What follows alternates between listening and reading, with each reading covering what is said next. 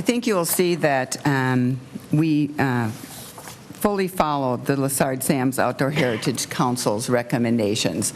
We made a commitment that this group works very hard for the whole year, does a lot of vetting of those projects, and so we were very happy to just take their recommendations in total.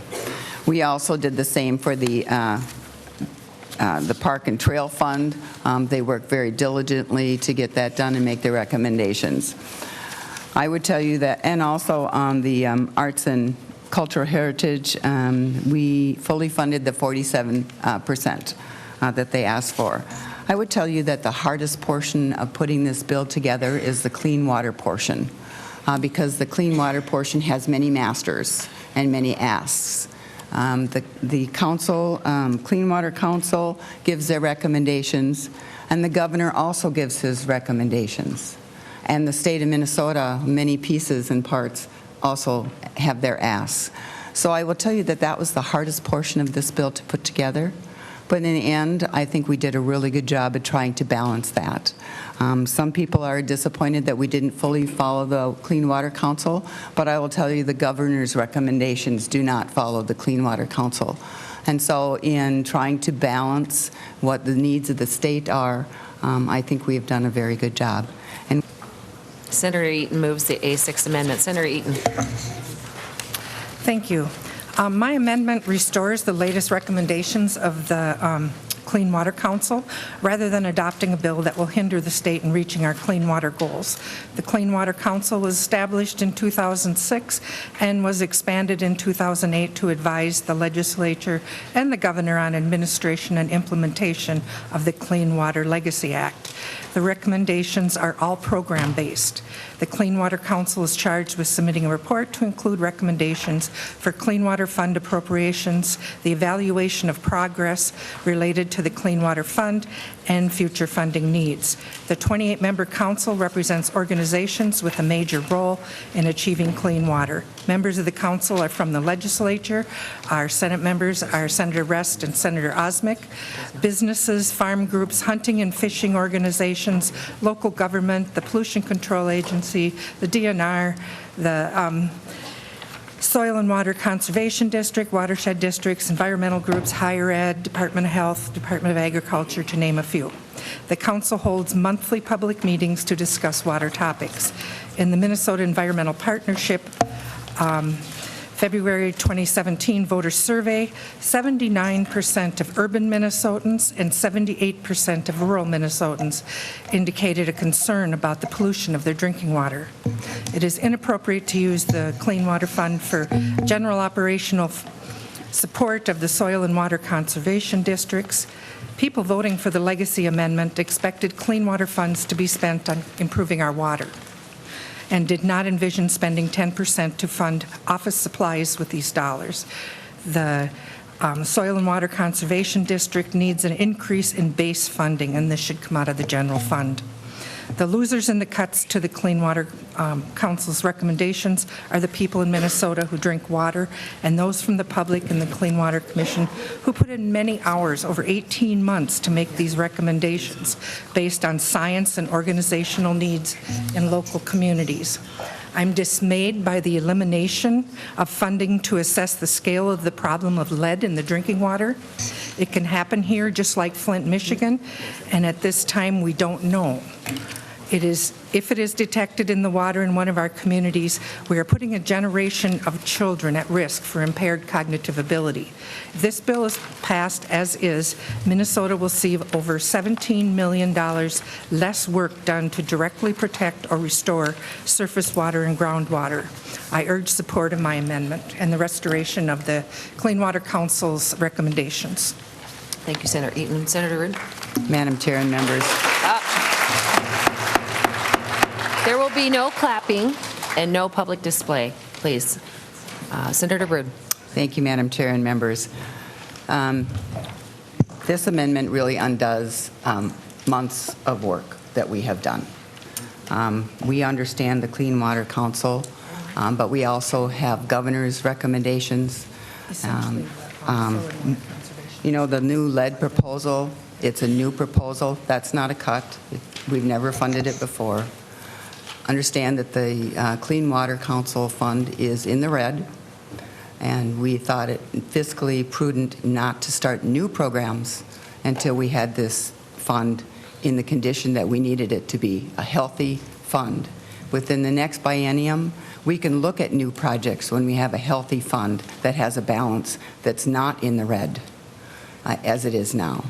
And so I understand that some of the new projects that we would like to fund, and they're great projects, and it was hard not to fund them, but I think to be fiscally prudent, to put the 5% balance, to get the fund healthy again, is more important than starting new projects. So I would oppose this amendment. I understand where Senator Eaton comes from, because she has been a champion on our committee for following the recommendations of the Outdoor Heritage, or the Parks and Recs, and the Arts Council. So I understand where she is coming from on this, and I appreciate that. But I think that we had a bigger, we had to look at a bigger, broader picture than just the council this year. And I do appreciate all the work that they have done. But we have many, like I said, we have many masters in the clean water. I think we've done an excellent job. I'm very proud of that portion of the bill. And I understand that the $22 million for the soil and water districts, it causes some heartburn to some people. But if we adopt this amendment, there is no money to fund them at all. And they are the workers. They are the boots on the ground. They are the people that get this done. And if we're going to get the governor's buffer bill done, we have to have boots on the ground, and we have to fund them. So I would tell you that as we get the buffer bill done and we get all the inventory done, we will be in a much better place in the next biennium. And so I would ask you to oppose this amendment. Question, Senator Eaton. Thank you, Madam Chair. And I appreciate all your work, Senator Ruud. It was nice working with you on the committee.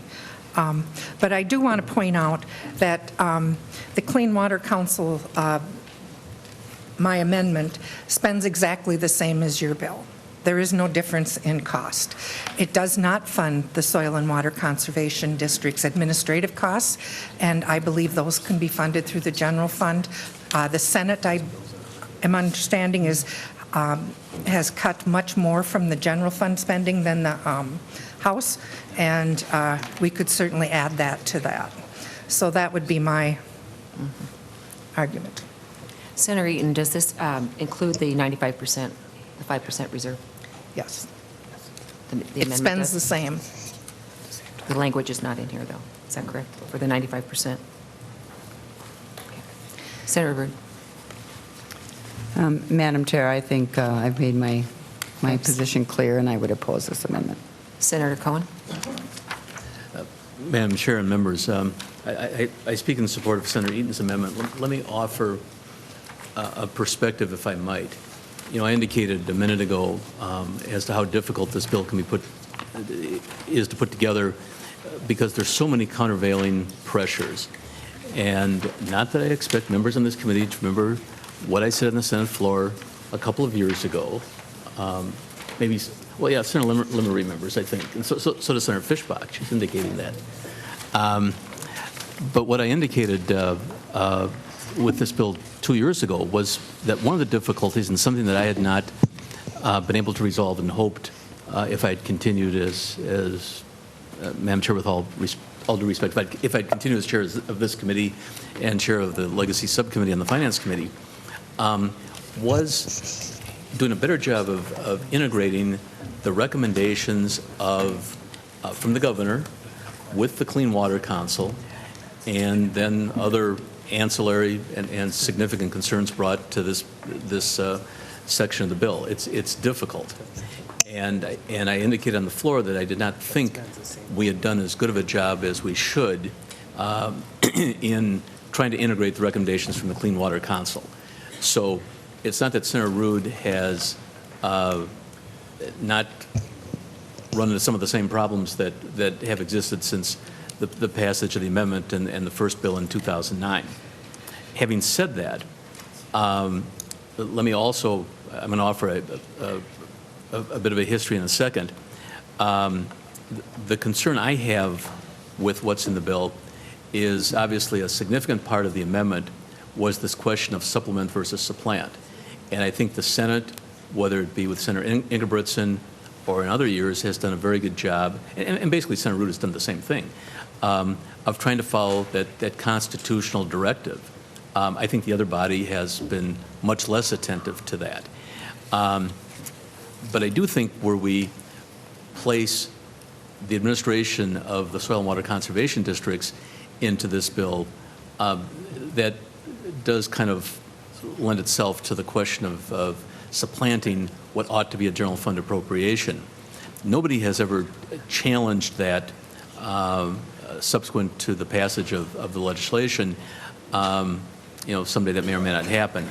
But I do think that's a concern where we have the administration put into this bill in such a significant way.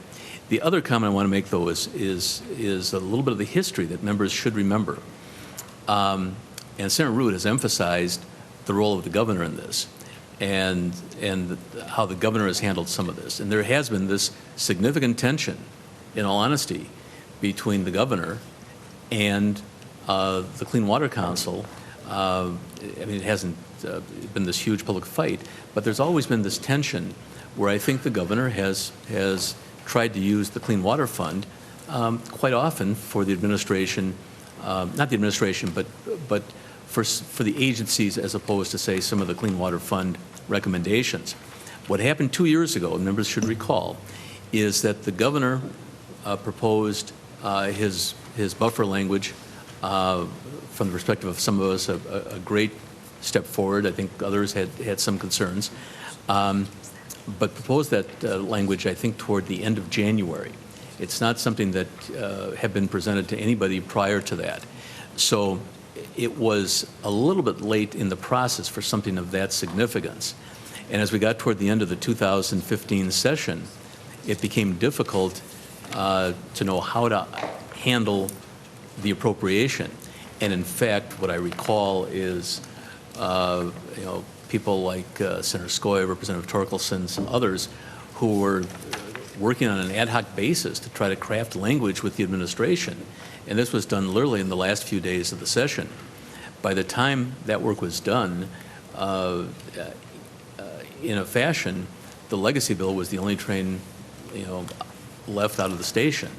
And so the $22 million was placed in the legacy bill for the implementation of the buffer language.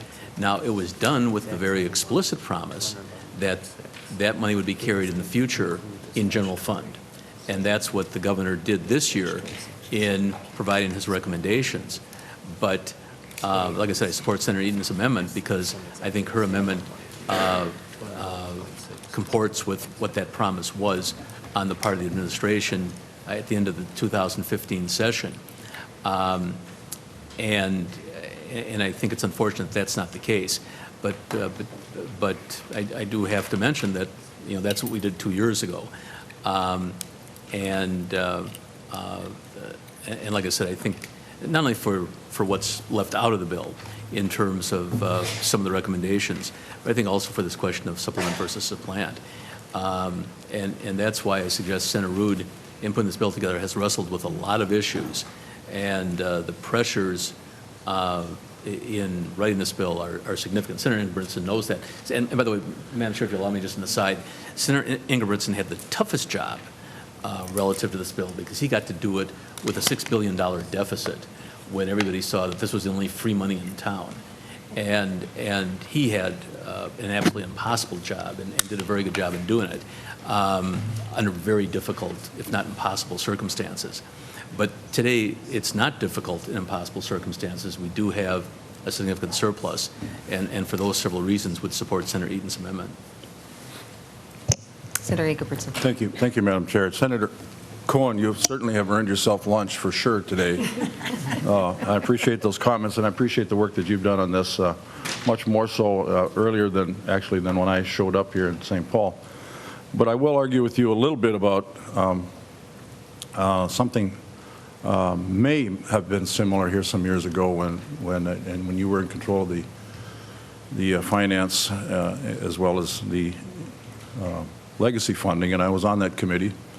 when there was some members of the other body that decided to take money out of the Outdoor Heritage Fund, Lessard Sam's Fund, for parks and trails, and I believe it was about a $6 million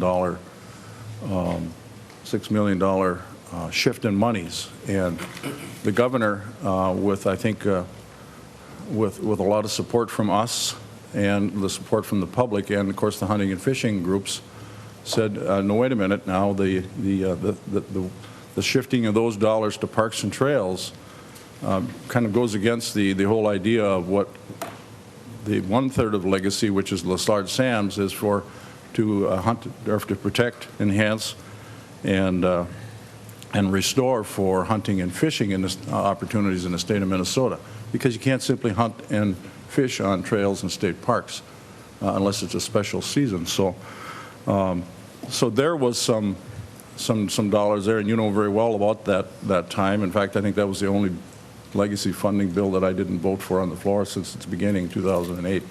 But it was rectified by the governor. He did take care of that. He did veto those lines. Those dollars did drop to the bottom and reappropriated in the following year. This year, when you're talking about clean water, and you know, people have to understand that when the governor came out with this 50-foot buffer proclamation, which I won't disagree with, is certainly going to make better clean water for the state of Minnesota.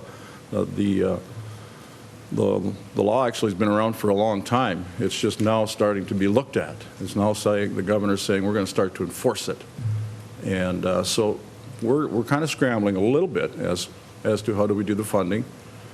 But at the end of the day, the dollars of the Clean Water Fund is certainly an appropriate place to do some of those initiatives. Some of those initiatives in some parts of the county or some parts of the state haven't been started yet. Some counties, I think we're at about a 70 to 90%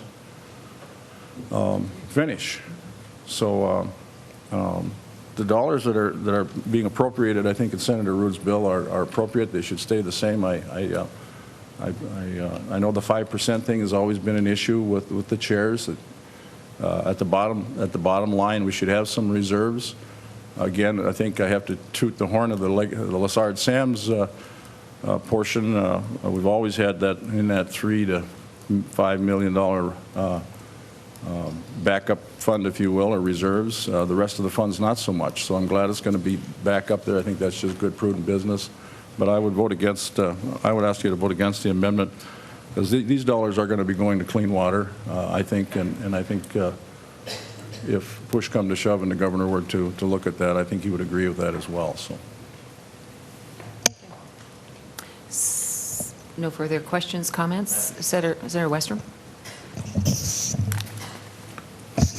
Well, Madam Chair and members, I guess I just would speak against this amendment at this time, but I am intrigued by the proposal or the push for more clean water, and I just use this as a good opportunity that we do maybe look at more clean water options for our cities across the state.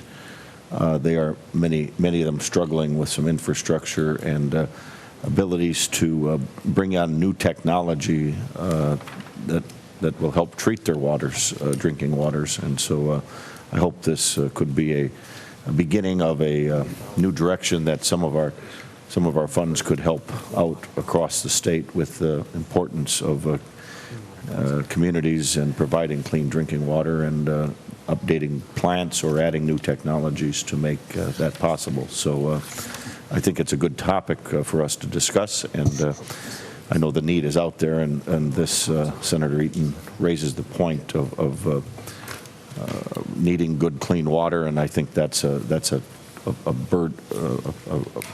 need that's bursting at the seams. That's something we really need to take a serious look at with some fundings as we continue to pursue clean water. And I also would just comment, the buffers are at least being a panacea to clean up water.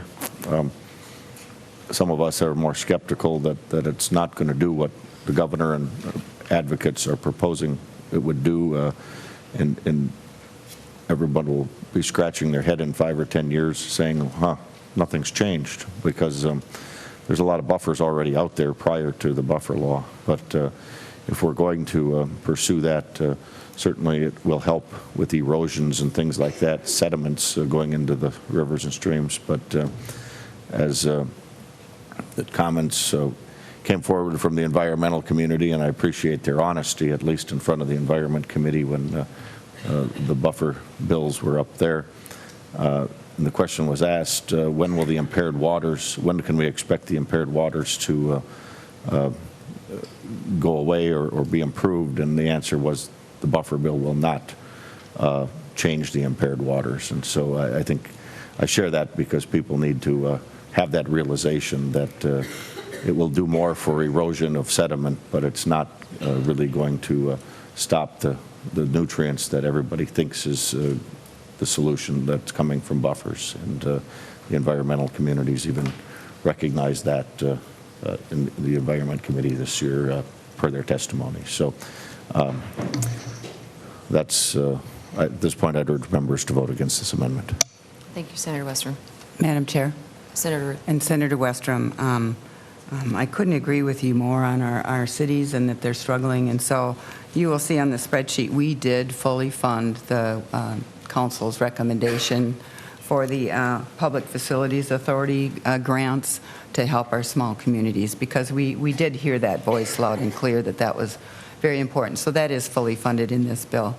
And with that, Madam Chair, I would also remind members that this amendment does not carry the statutory 5% language. And I think that that is really imperative to get that done this year.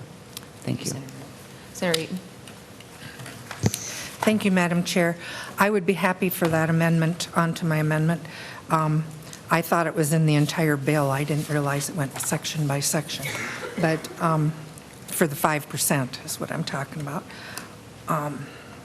But I did want to emphasize again, as a registered nurse, that what concerns me is our public health.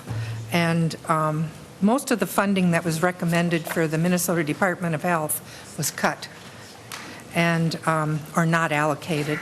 And that gives me great concern. We're talking about our water supply and our groundwater levels, the nitrates, the lead. It's just imperative that we keep on top of this.